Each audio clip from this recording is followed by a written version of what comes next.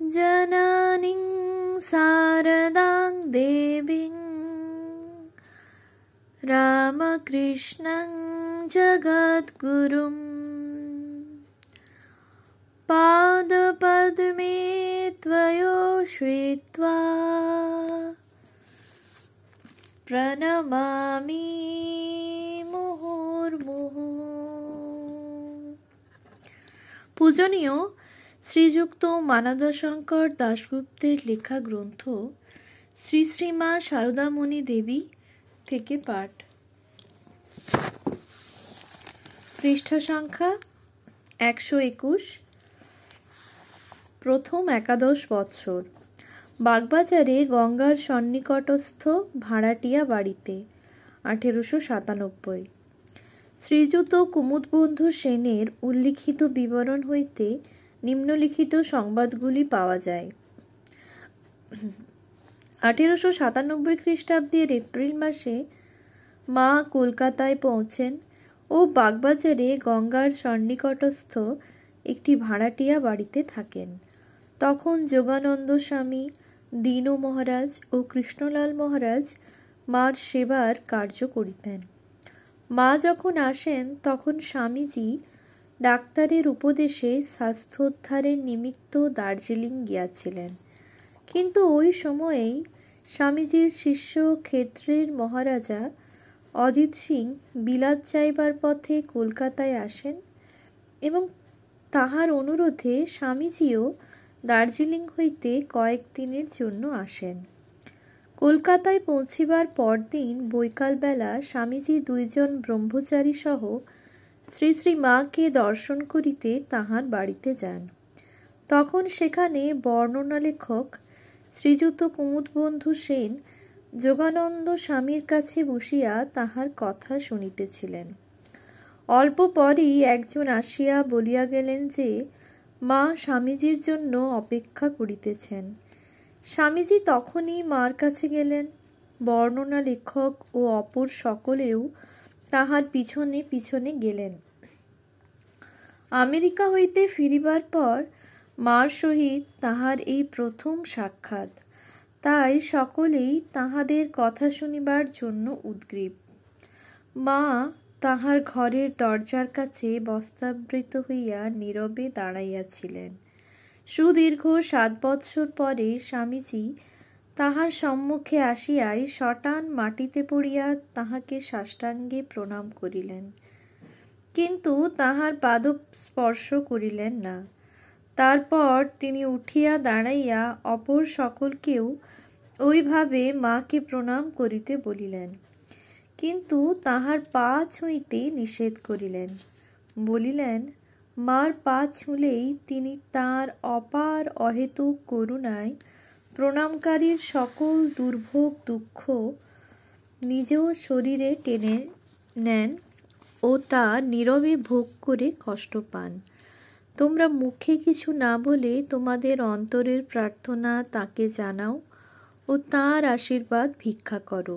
তিনি সর্বদাই অতীন্দ্রিয় ভাব সমাধিতে থাকেন ও সকলের মনের কথা জানতে পারেন। সকলে এইভাবে প্রণাম করিলে গোলাপ মা স্বামীজিকে বলিলেন, মা জিজ্ঞেস করছেন দার্জিলিং গিয়ে তোমার শরীর কেমন আছে, বিশেষ উপকার হয়েছে কি? স্বামীজি সেখানে অনেকটা ভালো ছিলেন বলিলে গোলাপ মা পুনরায় বলিলেন, মা বলছেন ঠাকুর সর্বদাই তোমার সঙ্গে আছেন আর জগতের কল্যাণের জন্য তোমার আরও অনেক কাজ করতে হবে। স্বামীজি, আমি যে ঠাকুরের হাতের যন্ত্র মাত্র তা আমি স্পষ্ট দেখতে পাই। যেসব বিরাট ব্যাপার ঘটে উঠছে আর যেভাবে ওদেশের মেয়ে পুরুষ ঠাকুরের কাজে জীবন উৎসর্গ করতে ও আমাকে সাহায্য করতে আগ্রহ দেখিয়েছে, তাতে আমি নিজেই সময়ে সময়ে অবাক হয়ে যাই। আমি মার আশীর্বাদ নিয়ে আমেরিকায় গিয়েছিলাম। সেখানে আমি যে সম্মান ও সফলতা লাভ করেছি তা দেখে বুঝতে পেরেছিলাম যে মার ওই আশীর্বাদের শক্তিতেই এই অসম্ভব সম্ভব হয়েছিল। আমি নির্জনে বসলেই বুঝতে পারতুম ঠাকুর যে ঐশী শক্তিকে মা বলতেন তিনিই আমাকে সেখানে চালিত করছেন। গোলাপ মা।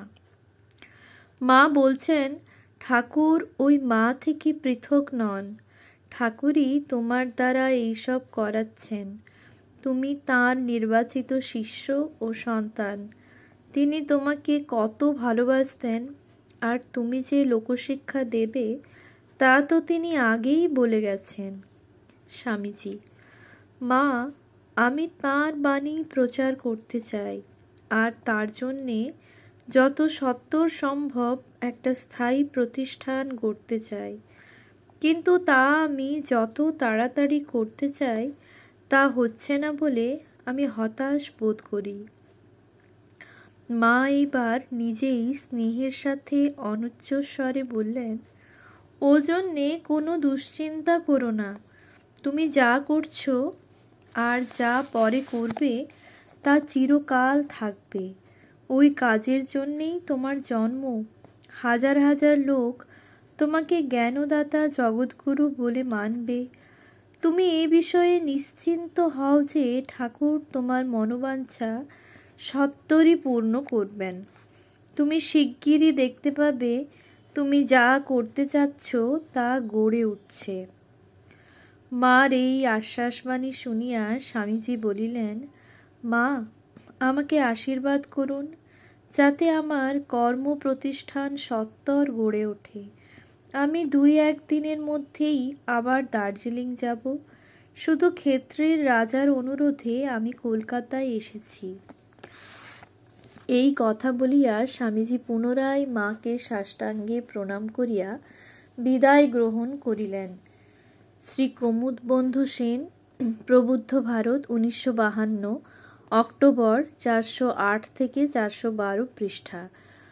মা ও তাহার এই মহান সন্তানটির এই গুরুত্বপূর্ণ সাক্ষাতের বিবরণ প্রকাশ করিয়া কুমুদবাবু মার জীবন ইতিহাসের একটি বড় ফাঁক পূর্ণ করিয়া দিয়েছেন।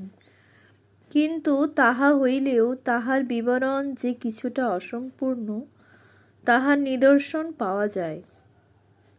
অনেক পরে মা জয়রামবাটি অবস্থানকালে একদিন বলেন, নরেন বিলেত থেকে ফিরে এসে আমাকে বললে, মা, আপনার আশীর্বাদে এ যুগে লাফিয়ে না গিয়ে তাদের তৈরি জাহাজে চড়ে সে মুল্লুকে গিয়েছি। সেখানেও দেখলুম ঠাকুরের কি মহিমা। কত সজ্জন লোক আমার কাছে তার কথা মন্ত্রমুগ্ধের মতো শুনেছে এবং এই ভাব নিয়েছে। দেখা যায় মার এই উক্তির শেষ অংশের আভাস কুমুদবাবুর বিবরণে আছে, কিন্তু প্রথম অংশের কোনো উল্লেখ নাই।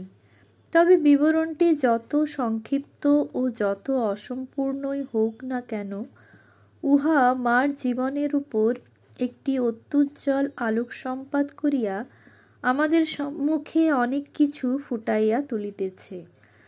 উহা হইতে বোঝা যায় মা ঠাকুরের কাজের সহিত কি অভিন্নভাবে জড়িত ছিলেন।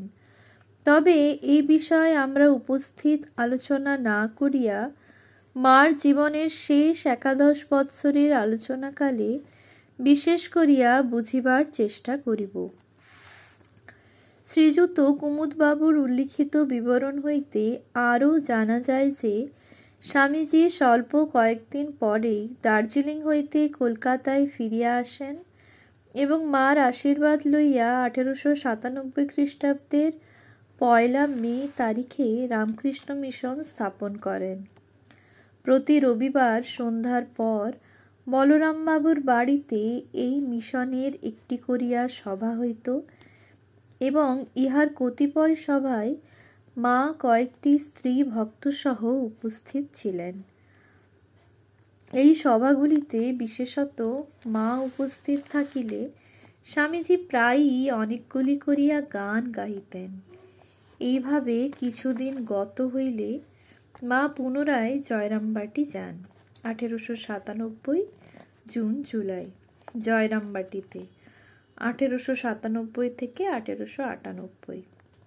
এইবার জয়রামবাটিতে মা প্রায় ৮-৯ মাস থাকেন, তারপর কলকাতায় ফিরিয়া আসেন 1898 মার্চ। ওম শান্তি শান্তি শান্তি। হরি ওম তৎসৎ। শ্রীরামকৃষ্ণার্পণমস্তু।